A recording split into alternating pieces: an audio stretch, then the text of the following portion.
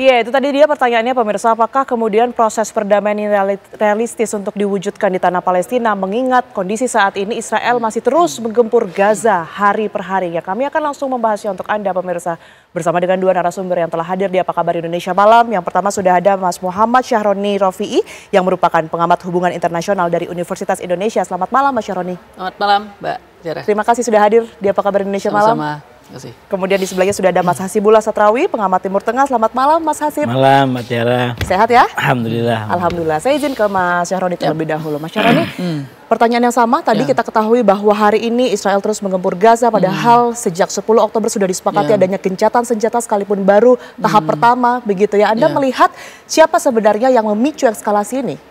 Ya sebetulnya ini kan gencatan senjata gitu ya. Jadi artinya ceasefire itu bukan sesuatu yang permanen begitu. Dan kebetulan begitu gencatan senjata kali ini dimediatori oleh Amerika begitu. Dan disaksikan oleh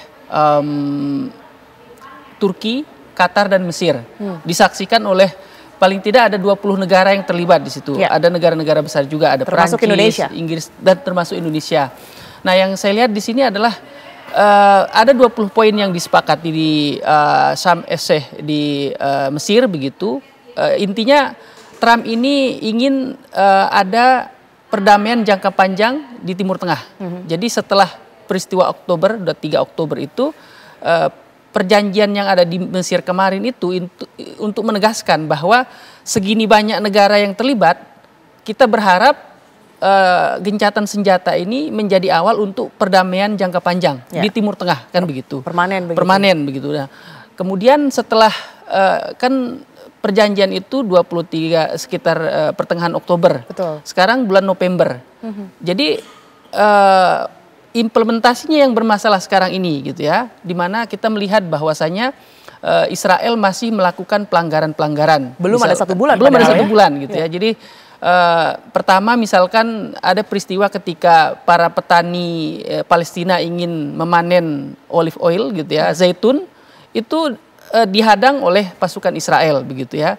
Kemudian yang berikutnya ada komitmen truk bantuan masuk di kisaran 200, tetapi yang masuk hanya 1/4-nya begitu. Artinya Israel ini tidak mengikuti apa yang menjadi kesepakatan bersama. Ini menunjukkan sebetulnya bahwa Israel tidak benar-benar mendengarkan Amerika. Kemudian ini juga menjadi masalah bagi implementasi perjanjian yang di Mesir gitu ya. Setelah ada pelanggaran ini, terus siapa yang bertanggung jawab? Ya, itu masalah kan begitu. Betul. Karena di sisi lain kan Hamas sudah mengatakan kami sudah merilis sandera yang diminta, tetapi di sisi lain dia masih menyerang. Betul. Artinya Israel tidak bisa dikendalikan oleh para pihak tadi gitu. Saya kira itu masalahnya. Oke, baik. Saya ke Mas Hasib. Mas Hasib, kalau kita mendengar apa yang kemudian disebutkan oleh tentara IDF begitu mengatakan bahwa Hamas ini tidak sesuai dengan kesepakatan berkaitan dengan pertukaran sandera, kemudian juga menyerang di wilayah Rafah yang menyebabkan sejumlah tentara Israel ini meninggal dunia begitu, bahkan warga di sana. Ini kondisi di Gaza sebenarnya seperti apa dengan tudingan-tudingan Israel ini? Iya, sebenarnya pertanyaan Mbak Tiara tadi nyambung dengan pertanyaan pembuka tadi ya. Betul. Yang cukup tajam menurut saya, yaitu sejauh mana masih realistis perdamaian di Timur Tengah. Atau kalau saya geser menjadi lebih lapangan, fungsional di lapangan, sejauh mana para mediator masih komitmen untuk menegakkan perdamaian di Timur Tengah. Kenapa saya katakan begitu? Karena sebenarnya dari awal kita tahu Gaza dengan Israel dan Hamas ini terutama mereka belum pernah mengaku kalah sampai hari ini. Dan mereka sebenarnya maunya masih perang total untuk saling mengalahkan satu sama lain. Artinya kalaupun terjadi gencatan senjata yang diumumkan semenjak tanggal 8, tanggal 9 Oktober kemarin dan berlaku efektif per tanggal 10 Oktober hari Jumat siang waktu Israel itu kan sebenarnya sebuah paksaan yang coba dilakukan oleh para mediator. Tadi disampaikan terutama Amerika, ada tambahan Turki atau saya menyebutnya sebagai G8M, yaitu negara-negara berpenduduk mayoritas Muslim termasuk Indonesia, Pakistan yang berkumpul di Amerika waktu itu bersama Trump. Nah kalau kita baca dalam konteks itu, maka sebenarnya dari awal para pihak di Timur Tengah, terutama Israel dan mungkin Hamas juga pada tahap tertentu masih mau berperang. Cuman kalau bagi Hamas karena dampaknya udah begitu luar biasa kepada warga Palestina, bagi Israel karena Trump juga sampai sedemikian rupa, bayangkan Trump sampai turun langsung ke Tel Aviv, dan bukan hanya Trump, unsur-unsur simbol pimpinan Amerika juga diturunkan, datang langsung ke, bukan diturunkan, diberhentikan, maksud saya turun digerakkan gitu ya? Digerakkan ke Israel, termasuk wakilnya Trump, lalu kemudian Witkoff, lalu menantunya, sampai sekarang itu silih berganti.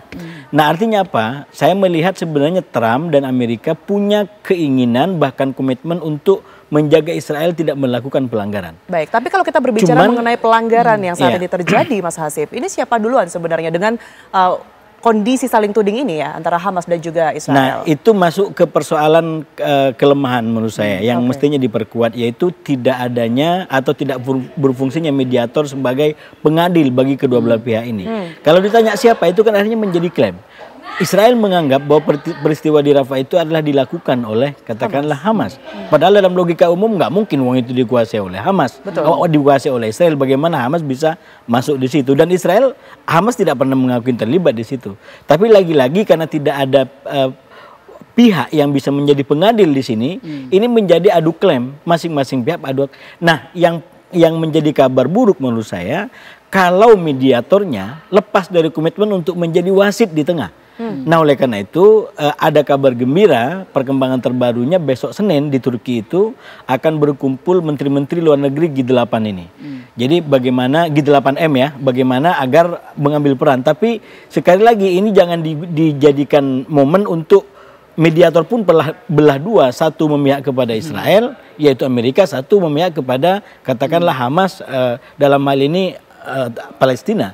Kalau ini formulanya, lagi-lagi kita tidak akan menemukan mediator yang menjadi pengadil bagi kedua. Yang kita butuhkan hari ini adalah pengadil bagi kedua belah pihak. Kalau Israel salah, salahkan itu salah. Tahan, kalau perlu hukum.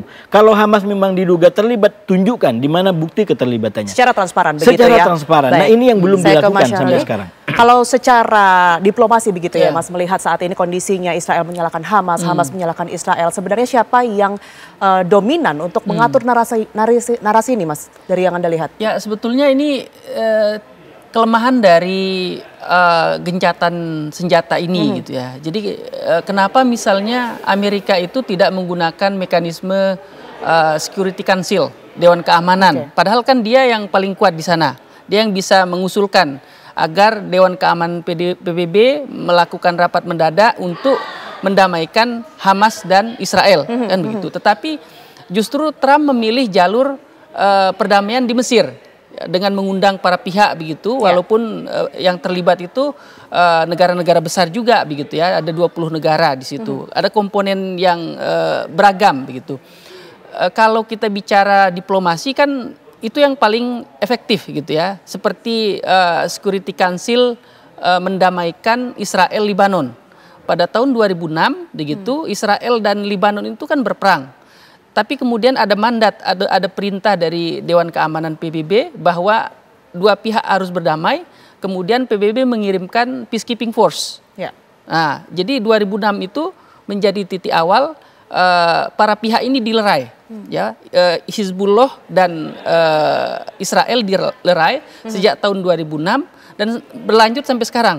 Termasuk pasukan kita di sana. Jadi TNI yang bertugas menjaga perdamaian itu ada di Libanon sejak tahun 2006 sampai sekarang, ya, kontingen Garuda begitu.